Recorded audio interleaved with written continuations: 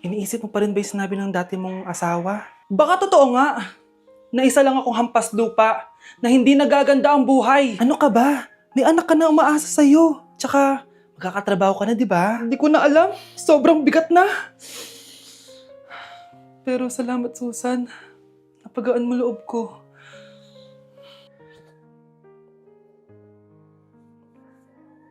Hello ma'am, thank you for calling. How can I help you? Baby, wag ka muna umiyak please. Sorry ma'am, ako muna bahala kay Scarlett ha. Mag-focus ka lang dyan. Thank you Susan. Yes ma'am, I will help you. Scarlett, pagtanda mo, magiging proud sa'yo ang tatay mo. Tay, papasok na ako ng school ha. Grabe na talaga anak ko, oh. Dalaga na talaga. Proud ako sa'yo anak. Mas proud ako sa'yo tay, kasi kahit sobrang hirap ng buhay natin dati, nakaya mo. O, tignan mo, manager ka na ngayon. Lahat ng ginagawa ko, anak, para sa'yo lahat to. Naku, ang sweet naman na magtatay. Sana, ikaw na lang naging nanay ko, Tita Susan. Ha? Ano ka ba, Scarlett? Oh, sige na, malilate na pala ako. Bye tayo, bye tita. Hi, first day of school. Sana maging masaya tong chapter ng buhay ko. Kailangan may picture ako. Hoy, cellphone ko! Akala mo ba makakatakas ka? Balik mo yan. Miss, cellphone mo ba to? Cellphone ko. At doon nagsimula ang kwento naming dalawa. Sa susunod kasi, mag-ingat ka. Salamat ha. Simula nun, palagi na kami sabay kumain. At syempre, nagsishare ng baon. Palagi din kami tumatambay pag walang teacher at pinagchichismisan namin ang mga classmates namin. Sabay din kami umuwi hanggang sa... Uy Scarlett, tara, sabay na tayo umuwi. Sige tara, kunin ko lang yung mga gamit ko ha. Oh, kanino galing yan? Eto, binigay nung crush ko. Wow, ganda. Oh, tara na, uwi na tayo ha. Di na pala ako sasabay umuwi. May gagawin pa pala ako. Sige na. Hoy, sabi mo sabay tayo umuwi. Ano nangyari dun?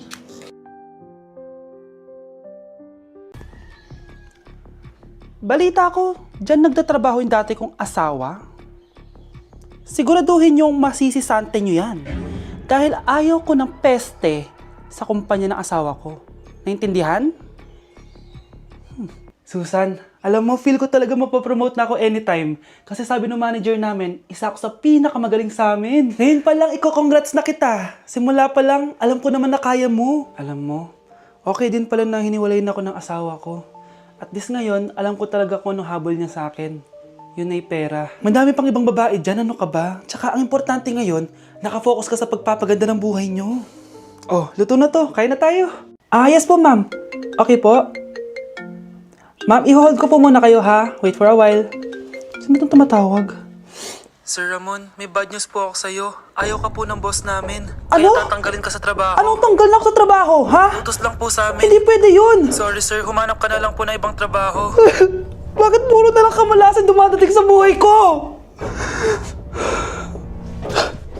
Ay. Si Michael ba yun? Michael! Scarlett, bakit pinauna mo ako umuwi kahapon? Di ba palagi tayo sabay umuwi? May ginawa ako. Tsaka baka magselos yung nagbigay ng bulaklak sa'yo. Para ka namang ano dyan? Tsaka alam mo, na-realize ko, hindi ko na pala siya crush. Tara na nga, manood na lang tayo ng movie sa bahay, yung horror. Sige na nga. Michael? Ma? Ano ginagawa mo dito ha?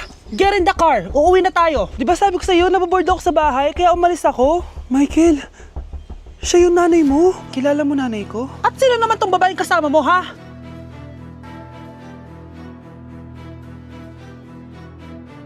Okay, class. Magsisitting arrangement tayo, okay? Scarlett, tumabi ka kay Cheska. Sige po, ma'am. Hi. Oh, Bago ka lang ba dito? oo. Sana maging close tayo. Paalala ko lang sa'yo, na sa room na to, ako ang prinsesa dito. Okay? I like your hair. It's giving squatter. Sa subdivision kasi namin, uso ang reband. Ew! 2025 na, naka-Android ka pa din? It's giving blurred cam. So, boyfriend mo pala si Michael? Bakit kanya pinatulan sa mukhang yan? Yuck! Ang pangit ng... Okay, class. The nomination for Muse is now open. Ma'am, I nominate myself. Subukan niyo mag-nominate ng iba. Pa-main character talaga siya, oh. Ma'am, I nominate Scarlett.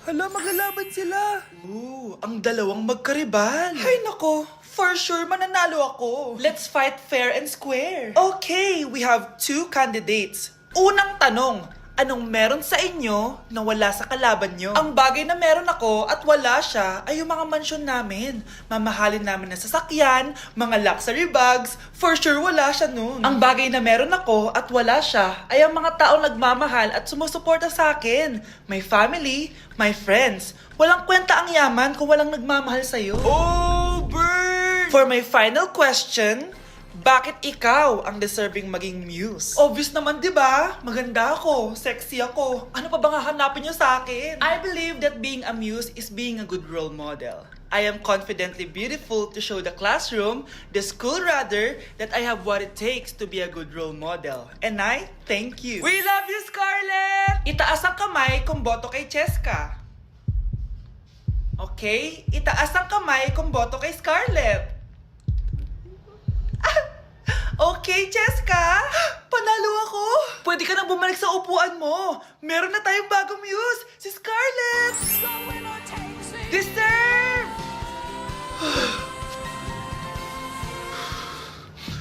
Hello? May ipapatumba ako sa'yo. Okay, class. Magdi-discuss ako. Makinig kayo sa akin, ha? Oh, grabe. Ang ganda ko talaga. Masaya na naman siya, oh. Manda ka sa akin. Ah, ma'am, di ba po bawal mag-makeup kapag oras ng klase? Si Scarlett kasi nagme-makeup po. Lu, pero pag ikaw pwede? Gusto. Ay, oo. Mamaya na yung makeup na yan, Scarlett, ha? Makinig ka sa akin. Aw, di na siya makakapag-retouch.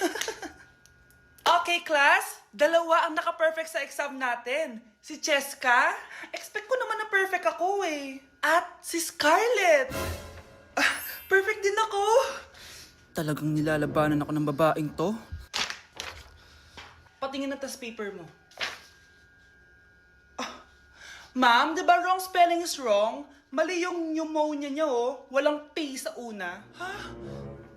Ay, oo nga. Kulang ng P. Hindi ka na perfect, Scarlett, ha? Ayan, ako na ulit ang highest dito sa klase. Kontrabida talaga tong si Samantha sa buhay ko. Bakit di nagre-reply yung jowa ko? Saan na ba yun? Tagal naman ni Scarlett. Saan na kaya yun? Hi, Miguel! Oh, Samantha, samahan mo naman ako sa kantin. Libre kita. Di pwede. Hinihintay ko yung jowa ko. Ha? Nasaan na ba yun? Yay! Sasamahan mo ako!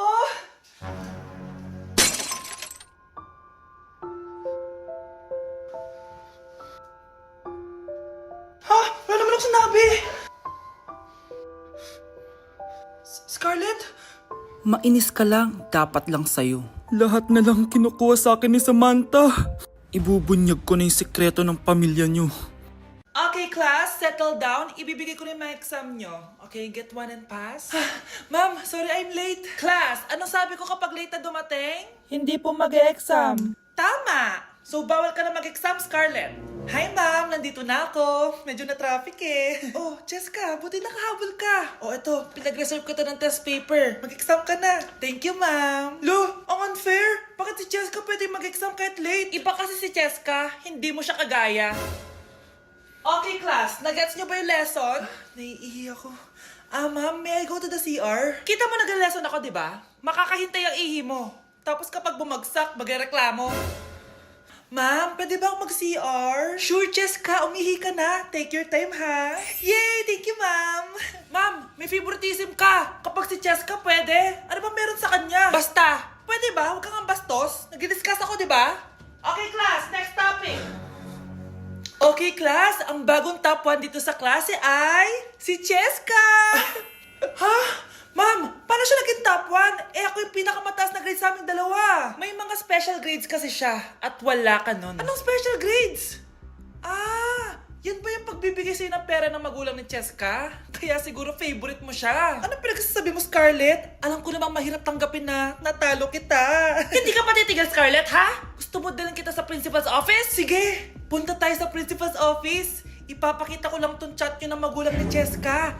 Ito ebidensya, oh. Nagbigay sila ng 100,000 sa'yo. Burahin mo yan! Humanda kayong dalawa sa akin.